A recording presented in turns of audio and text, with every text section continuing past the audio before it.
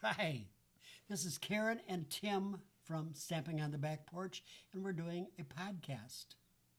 And our podcast, guess what? It's all about all things paper crafting, creativity, and life, and it's going to be spectacular.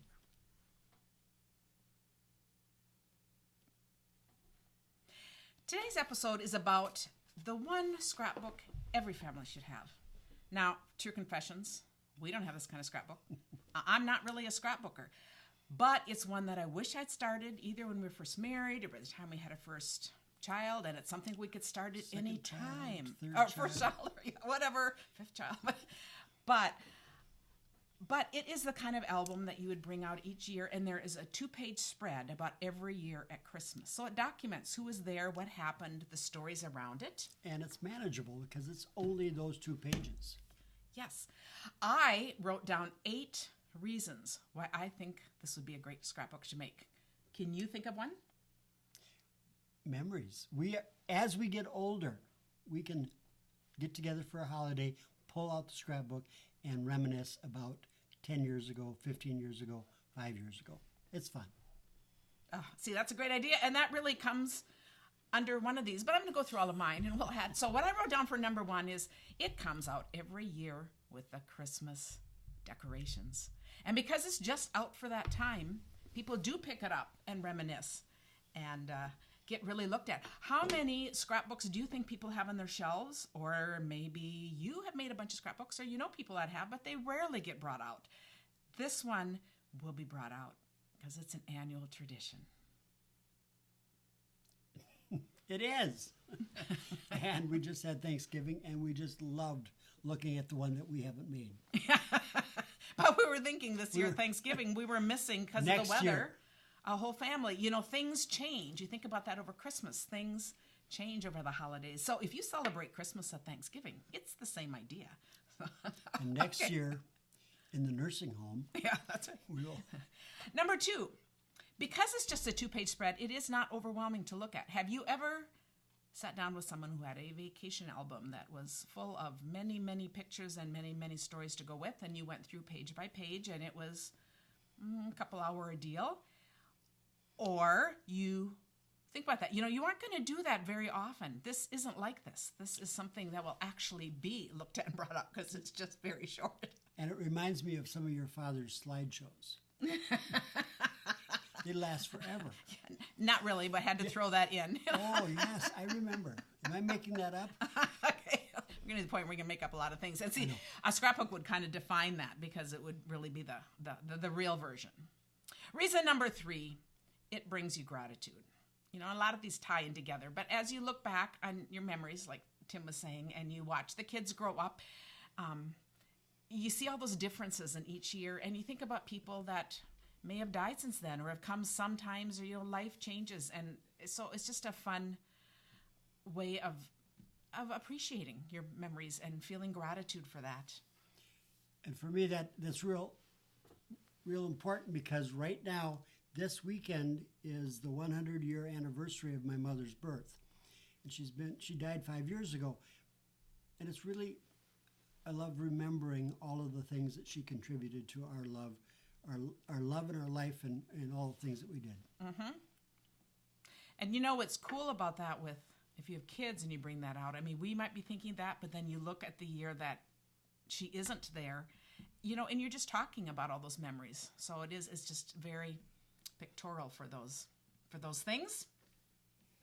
And this was my next thing. It ties right in by looking at the pictures and reading the stories, kids learn to appreciate those family memories too. You know, just being a part of hearing those stories, seeing it, and, you know, having their part in it, and watching themselves. I think kids watching themselves grow each year. I think, you know, a kid never gets tired of that every year. They're a little older and their cousins. So it's so very fun. That's true for us. Just last week, Karen was saying something to Hank about Grandma Margaret, and he was so young when she was still alive that he probably doesn't remember her. But we have pictures. We have one picture of him pushing her. A video of him pushing her in her wheelchair at the hospice center. When he's 2 years old. He's 2 years old, and he's like so small compared to the big wheelchair. And she turns around and she says, "Hurry up." To this 2-year-old who's pushing with all of his might to get the wheelchair. You're so hungry that he has to hurry up. So, she was not a patient woman. So, but having that in a video is just hilarious. So, and then number 6, creating these 2-page spreads adds to. Karen, did you skip like 3 and 4? Did I skip 3 and 4? Don't know. No, I didn't. Okay. Man, take my word for it. But I tried to make this 10 minutes long. So no, we have to repeat some of these. So. Okay, people will let us know if we can't count. I mean, then it might be really serious. But I do have notes, But creating this 2-page spread adds to another family tradition and gets kids involved in just when Christmas is over, and they'll be involved in what stories, you're reminiscing about Christmas. And that, I think, is really a good thing for kids, too. How often do we go through an event and then it's over, and we might talk about later, but not right then. Instead, you're going to figure out what pictures are we putting in this year and what stories. And at some point, your kids might even want to take over, and that's awesome. I said, get them involved in family traditions, Which they have. And we love seeing them through their eyes, any holidays through their eyes. So 5 years ago, our son took over Christmas Eve. And so we go to his house, he decorates his house. It's presents under his tree, their tree, as a family, and it is so delightful. And can we say that we don't decorate our house, or would that be really not right? Oh, we have a nativity set and a couple of things.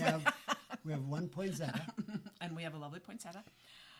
But I will say we love that. And here he was waiting in our situation because we have a child in a chair and we had 2 elderly moms. And now my mom is in a nursing home, but she can no longer get into our house.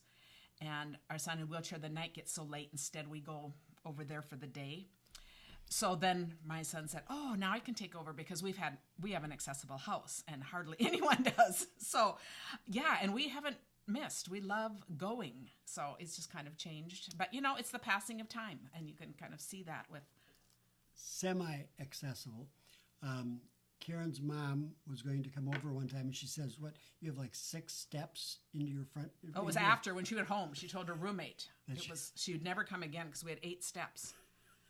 We have 2. And then shortly after that, we had pulled up. We had her in the car for a doctor's appointment. We had to switch drivers. One of us was taking her home, and so we pulled into our driveway, and she goes, "Karen, you only have 2 steps." And I said, "Yeah, what did you think?" She said, "I thought after Thanksgiving, I went home and told my roommate that you had 8 steps and I couldn't come anymore." She says, "I guess that's saying something about me, isn't it?" But anyway. Okay, number 7. You get to scrapbook your way. So when I'm talking about scrapbooking, I'm not saying you have to make all those fancy little things that real scrapbookers do. This is more about, you can just do the pictures and the story. Is just getting it documented so it can be as simple as can be. Or if you like doing the other kinds of scrapbooks, that's great too. And each year doesn't need to be the same. Each year is its own experience. So it's just a fun way. Tim, if you were to do our page, what would scrapbooking your way look like? I figured that you were trying to get at the fact that I can do a scrapbook, but it would have a lot of color and a lot of pictures, and I'll tell you what, and a lot of stories all in the small space. I will tell you one thing that my mother did. My mother made all kinds of scrapbooks for us, every one of us, but she took every picture and cut it around with the scissors in a raggedy way so they would fit more. Seriously. She took all of these pictures with borders on them and cut them down so she could put them in a scrapbook. I love my mother dearly, but I think that was really a mistake. She also put in, we have to laugh because there's so many Margaretisms in there. One marriage in the family that didn't last long, she has a spread in there about their wedding, and then the writing is, "Don't know why they got married, sure didn't last." So those are the kinds of things she wrote. But, what's really precious about that is that's how she would talk. So, it just totally fits her. So did I answer the question?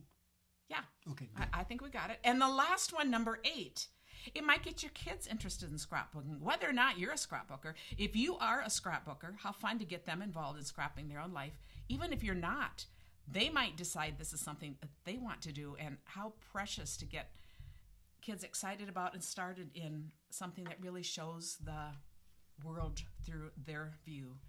So, and if crafting skips a generation, look to your grandkids for the same thing. And it's never too late for grandparents. We could start this tradition now. So notice the word could, But I also think this would be a great gift for newlyweds or a new baby. Just this idea of very, very simple annual record. So, we would love to hear what you think of this idea. And thank you so much for joining us. Yes, thank you. This has been a delight. See you next time. Bye-bye. Bye.